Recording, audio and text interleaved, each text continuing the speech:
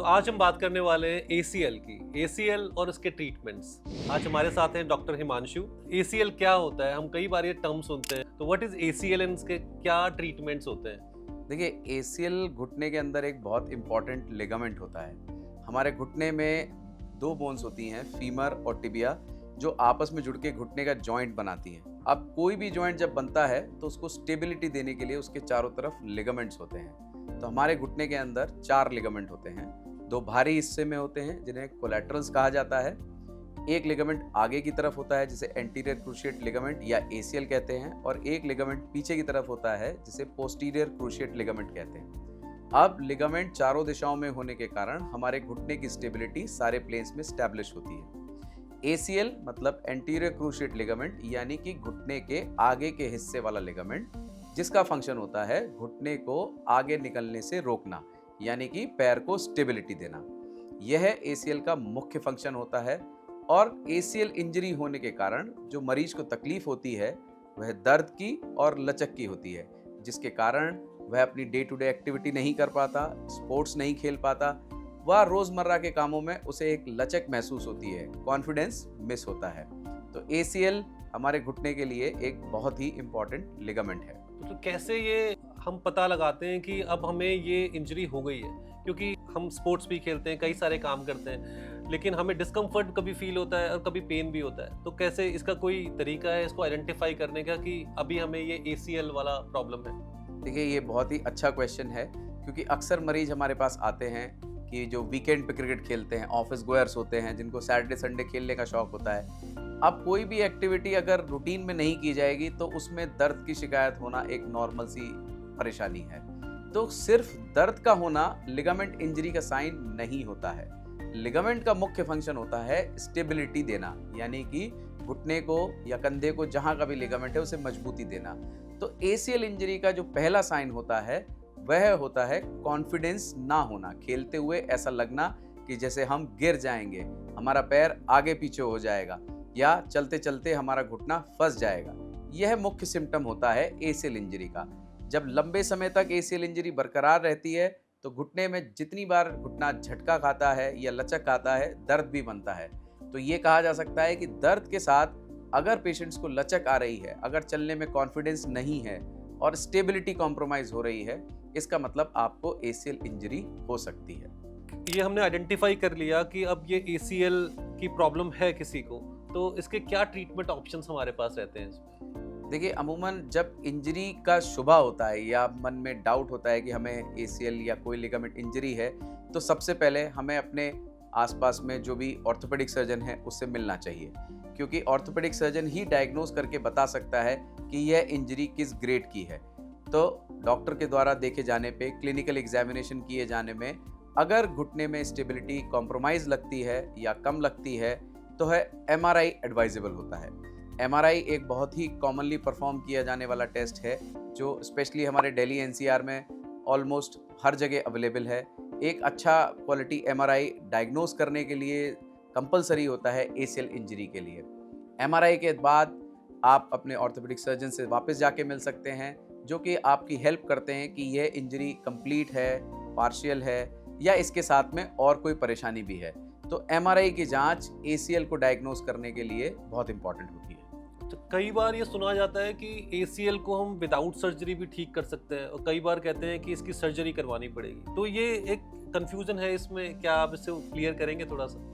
देखिए, एसीएल की सर्जरी करानी पड़ेगी कि नहीं पड़ेगी, ये बहुत कुछ इस बात पे निर्भर करता है कि मरीज को सिम्टम्स कितने आते हैं। सिम्टम्स मतलब कितनी परेशानी हो रही है उन्हें अपने डे टू डे की एक्टिविटी करने में।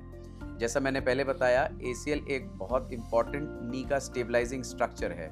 तो यह अगर कंप्लीट टियर होता है तो एसीएल कभी भी अपने आप हील नहीं करता है।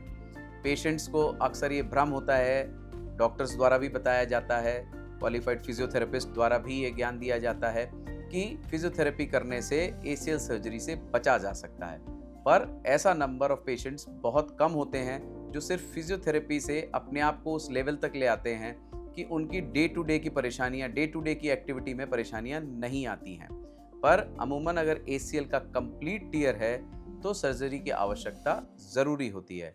ऐसा ना करने से लॉन्ग टर्म के अंदर घुटने में घिसाव आने लगता है, उसके सपोर्टिंग स्ट्रक्चर्स जैसे मेनिस्कस डैमेज होने लगते हैं और लॉन्ग रन में पेशेंट्स को आर्थराइटिस का इशू होता है। इसके कंपैरिजन में अगर सिर्फ एसीएल के अंदर पार्शियल टियर है या स्ट्रेन पैटर्न है, जैसे कि खिंचाव आ गया है, तो कुछ समय फिजियोथेरेपी का ट्रायल, मेडिसिन का ट्रायल देना चाहिए। पेशेंट्स के सिम्टम टाइम के संग कई बार अच्छा इंप्रूव कर जाते हैं और इस तरह के केसेस के अंदर एसीएल में विदाउट सर्जरी भी काम किया जा सकता है। जब ACL डायग्नोस हो जाता है और लोग ऑपरेशन नहीं करवाते या सर्जरी नहीं करवाते, तो क्या ये हो सकता है कि ये उन्हें नी रिप्लेसमेंट की तरफ ले जाए इन फ्यूचर? देखिए, जो वर्ल्ड वाइड डाटा कहता है कि एसीएल इंजरीज को अगर प्रॉपरली ट्रीट ना किया जाए तो आर्थराइटिस यानी घुटने में घिसाव का रेट प्रोग्रेस होता है। मतलब कि आने वाले समय में फ्यूचर में अगर हमारे घुटने में आर्थराइटिस बिल्डअप होनी है, सपोज किसी को 30 साल की उम्र में इंजरी होती है और अगर वो नॉर्मल लाइफ जीता रहता और इंजरी ना होती, तो सपोज उनको 60 साल में आर्थराइटिस होती, तो एसीएल इंजरी के बाद ये आर्थराइटिस हो सकता है 50 साल में डेवलप होनी शुरू हो जाए, क्योंकि स्टेबिलिटी कॉम्प्रोमाइज होने की वजह से घुटना बार बार लचक खाएगा। लचक खाने के कारण घुटने का कार्टिलेज व मेनिस्कस डैमेज होता है और डेफिनेटली ये पेशेंट्स अर्ली आर्थराइटिस में लैंड करते हैं।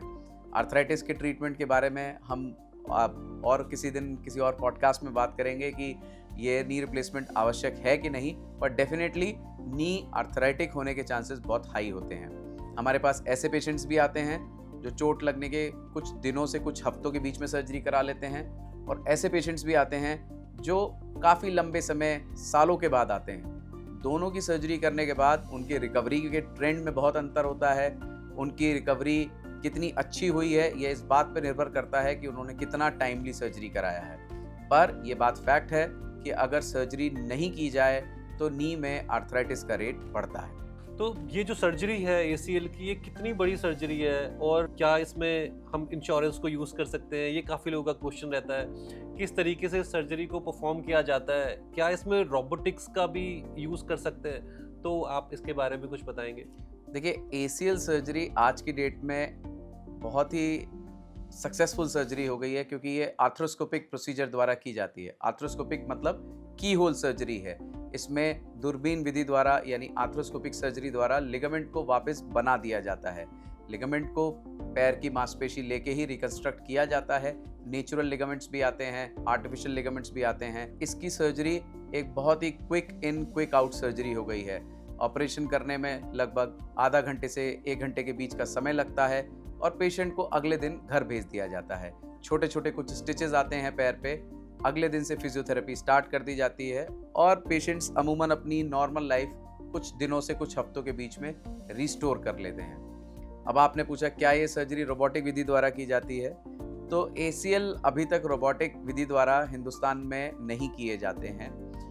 इसके करने के लिए आर्थ्रोस्कोपिक प्रोसीजर्स हैं, जिसे लोग की होल सर्जरी भी कहते हैं। तो अभी रोबोटिक ACL रिकंस्ट्रक्शंस इंडिया में पॉपुलर नहीं है।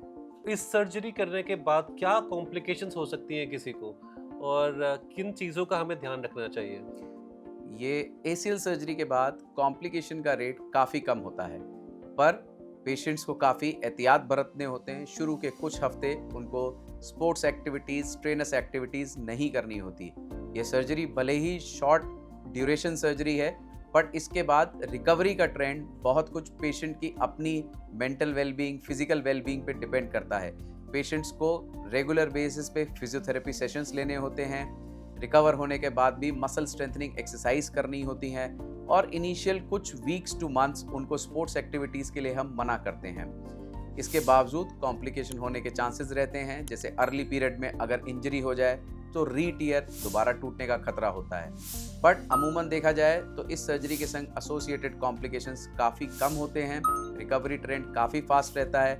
पर सर्जरी से पहले और सर्जरी के बाद पेशेंट्स को डॉक्टर्स के साथ रेगुलर एजुकेशन लेनी चाहिए, इसकी नॉलेज लेनी चाहिए, इसके रिकवरी ट्रेंड, इससे जुड़ी हुई सारे क्वेश्चंस के बारे में पता होना चाहिए। लैक ऑफ नॉलेज की वजह से कॉम्प्लिकेशंस ACL सर्जरी के अंदर कॉमन प्रॉब्लम्स हैं।